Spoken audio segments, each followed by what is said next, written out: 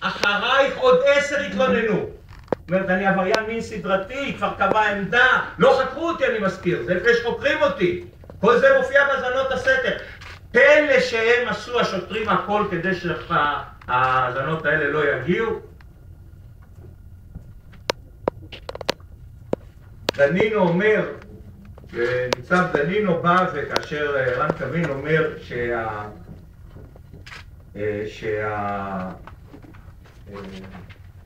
שההאזנות הן רלוונטיות, אומר ניצב דנינו, הוא בכל זאת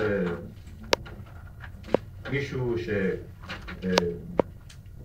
שמכיר ויודע, הוא אומר שמי שאומר את זה לא מבין בחקירות ולא מבין בניהול משפטים. ושמעתם עכשיו שסנ"צ ערן קסין הוא כוכב עליון. נכון? אם הוא כוכב עליון, אז צריך להחליט שדנינו לא כוכב עליון. מישהו מהם לא כוכב עליון. יושב ראש הוועדה ידע לחזור אני רוצה לא להתייחס. אני מתייחס.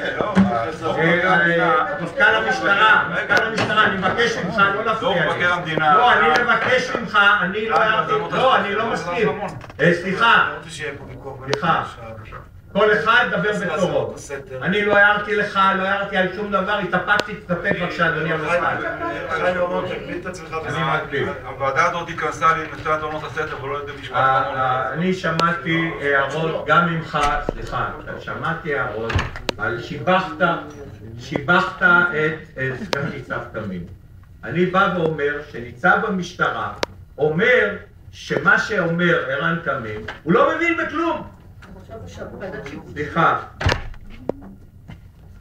ולכן לא ידעו. כלומר, כל האזנות הסתר שהדברים האלה היו שם לא הגיעו לידי אף אחד. הייתה האזנת... תן לי, אני בסוף אני אענה לך. לא, אני לא מקיים משפט, אני לא רוצה, אני לא מקיים, אני בא ואמרתי דבר פשוט. אני אומר דבר פשוט, יש תקלה שהפרקליטה אמרה